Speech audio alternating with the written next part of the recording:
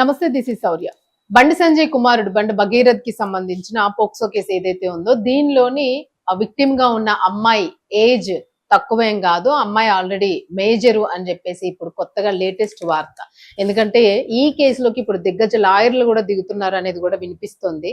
So ఈ details అయితే ఒకసారి మాట్లాడదాము. అసలు అమ్మాయి నిజంగానే మైనరా మేజరా, మరి కేసు ఎటువైపు మలుపు తిరగబోతుంది అనేది.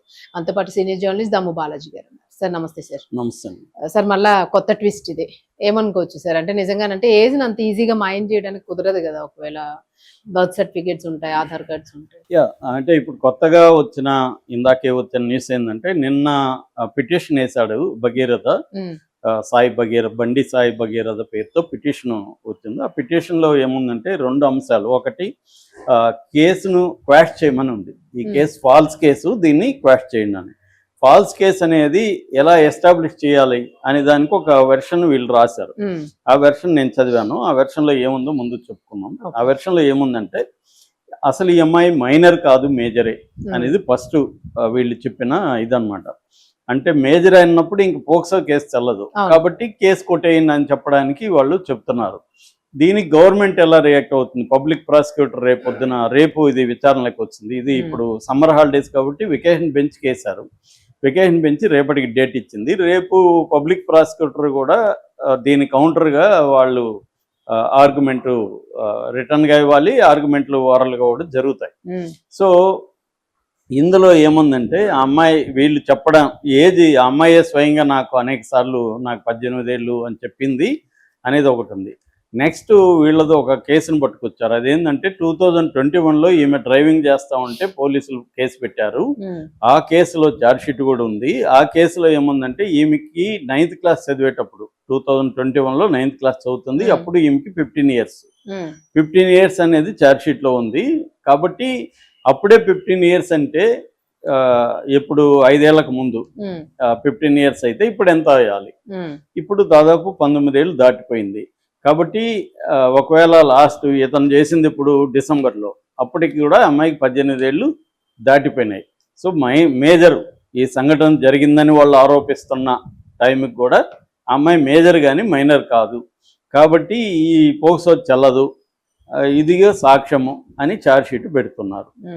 ఒకవేళ ఆ ఛార్జ్షీట్ తప్పు అనుకోండి, వీళ్ళేమి ఆ అమ్మాయి ఆధార్ పెట్టలేదు, ఆ అమ్మాయి బర్త్ సర్టిఫికేట్ ఏం పెట్టలేదు, అమ్మాయి 10th క్లాస్ టీసీ ఏం పెట్టలేదు, అంటే వయస్సు ధృవీకరణ పత్రాలు ఏవి వీళ్ళు పెట్టలేదు, ఓన్లీ ఛార్జ్షీట్ పెడుతున్నారు. ఛార్జ్షీట్ తప్పని రేపు ప్రూవ్ అయింది అనుకోండి, ఇది ప్రాబ్లం. రెండోది ఇక్కడ పోలీసుల మీద కూడా వీళ్ళు ఆరోపణలు చేస్తున్నారు. అంటే వాళ్ళు చేసిన తప్పుడు ఆరోపణలు సరిగా నిర్ధారించుకోకుండా నా మీద పోక్సో పెట్టారనేది ఈ అబ్బాయి ఇప్పుడు ఆరోపిస్తున్నాడు. ఇప్పుడు అది పేట్ బషీరాబాద్ పోలీసులకి చుట్టుకుంటది. సిట్ వేసినాక రితురాజు కూడా ఏం చెప్పింది, సెక్షన్ మార్చింది ఆమె వచ్చి. అంటే మళ్ళీ ఆ అమ్మాయితో మాట్లాడి ఆ అమ్మాయి వాంగ్మూలం తీసుకొని, అంతకుముందు లైంగిక వేధింపుల సెక్షన్ నుంచి పోక్సోలోనే మళ్ళీ 2-3 రకాలు ఉంటాయి. ఆ పోక్సోలో ఏంటంటే లైంగిక వేధింపులు పెట్టారు. ఫస్ట్లో రెడ్ విత్ టవల్ అంటారు, రెడ్ విత్ టవల్ పెట్టారు. దాని తర్వాత రితురాజు వచ్చినాక మళ్ళీ రెండోసారి, అంటే ఆల్రెడీ ఒకసారి ఈమె వాంగ్మూలం తీసుకున్నారు పేట్ బషీరాబాద్ పోలీసులు, రెండోసారి మళ్ళీ రితురాజు పిలిపించి ఆ అమ్మాయిని డీటెయిల్గా వాంగ్మూలం తీసుకొని రికార్డ్ చేసుకున్నారు. ఆ వాంగ్మూలాన్ని బేస్ చేసుకొని పోక్సోలో సెక్షన్ 5 రెడ్ విత్ 5 అనే ఒక ఇది పెట్టారు. అంటే పెనిట్రేటివ్ సెక్స్ అనేది పెట్టారు, క్లియర్గా సెక్సువల్ యాక్ట్ జరిగింది అనేది పెట్టారు. అది కూడా మైనర్ అనేది పెట్టారు. సో మరి ఆమె డీసీపీగా ఉంది, అప్పుడు ఏజ్ అడిగి చెక్ చేస్తారు. అదే చెప్తున్నా, ఆమె డీసీపీగా ఉంది.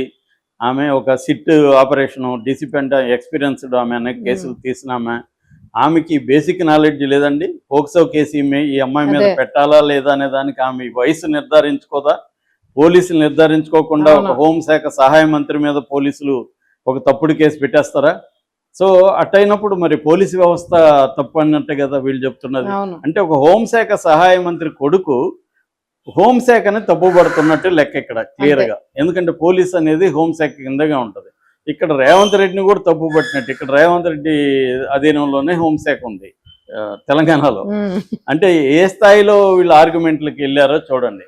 అంటే మరి ఈ స్థాయిలో వెళ్ళి ఏజే తప్పు మేజర్ అని చెప్పేస్తా ఉంటే ఇప్పుడు పోలీసులదా తప్పు లేకపోతే భగీరథ తప్పు అనేది రేపు కోర్టులో తేలాలి. అవును. నాకు తెలిసి ఏంటంటే వీళ్ళు ఆధార్ కోర్టు ఛార్జ్ షీట్ ని చేసుకోదు. ఎందుకంటే ఛార్జ్ షీట్ లో తప్పు ఉండొచ్చు, అవును, పోలీసులు తప్పు తప్పు రాసి ఉండొచ్చు. అవును. ఆమె డ్రైవ్ చేసినప్పుడు పోలీసులు సరిగా నిర్ధారించుకోకుండా 9th క్లాస్ అవుతుంది, 15 years అని జస్ట్ ఏజ్ ఎంత అని అడిగేసి ఏజ్ వేసి ఉండొచ్చు. సో కాబట్టి ఇప్పుడు ఆ అమ్మాయికి అప్పుడు 13 అనుకోండి, ఫర్ ఎగ్జాంపుల్ అవును, 9th అవును. క్లాస్ అప్పుడు 13 అనుకోండి. ఈ అబ్బాయి టైంకి అంటే అవును. నేను అనేది కొటేషన్ వాళ్ళు ఆరోపిస్తున్న టైంకి ఈ అమ్మాయికి 17 ఏళ్ళు. 17 ఏళ్ళు నీకు 18 ఏళ్ల కంటే 1 day చిన్న అయినా కూడా కేసు వర్తిస్తుంది. అదేమీ లేదు అక్కడ రూల్. వీళ్ళు చేసిన చట్టమే కదా, బీజేపీ వాళ్ళే. కాబట్టి ఈ ఆర్గ్యుమెంట్ ఎంతవరకు నిలుస్తుందో తెలియదు. రెండోది ఏంటంటే ఇక్కడ మళ్ళీ హనీ ట్రాప్ అనేది కూడా దీంట్లో రాశారు. అంటే వీళ్ళతో నేను తిరిగాను, ఇవన్నీ కూడా దీంట్లో కమిట్ అయ్యాడు. దీంట్లో కమిట్ అయ్యాడు అంటే మరి అడ్వకేటు, పెద్ద అడ్వకేటే ఆయన, సుప్రీంకోర్టు అడ్వకేటు. కానీ ఒక్కోసారి పెద్ద అడ్వకేట్లు కూడా రక్షించడానికి కోసం పప్పుల కాలు అన్నిటి చేస్తూ ఉంటారు. కోర్టులో ఇవి ఎంతవరకు నిలబడతాయి అనేది చూడాలి. అంటే ఈ అబ్బాయికి బెయిల్ వచ్చేస్తుందా లేదా చూడాలి. నాకు తెలిసి అయితే ఇట్లాంటి పెద్ద కేసులు ఏమవుతుందంటే ఫైనల్గా ఇవన్నీ కూడా టైం అని వీళ్ళు బయింగ్ అండి, టైం బయింగ్ టాక్టిక్స్ అంటారు దీన్ని. అంటే వీళ్ళకి ఎందుకు టైం కావాలంటే విక్టిమ్స్ని ప్రెజర్ చేస్తారు. ఆల్రెడీ కుల సంఘాలు దిగేశాయి, మున్నూరు కాపు సంఘాలు దిగేసి వాళ్ళు క్లీన్ సర్టిఫికేట్ ఇచ్చేశారు. మా వాడు ఏం తప్పు చేయలేదు, రాజకీయ నాయకులు వాళ్ళు వీళ్ళు దీన్ని కుట్రపూరితంగా మా బండి సంజయ్ని చీఫ్ మినిస్టర్ కాకుండా అడ్డుకోవడానికి వీళ్ళంతా చేస్తున్నారని చెప్పేశారు ఆల్రెడీ.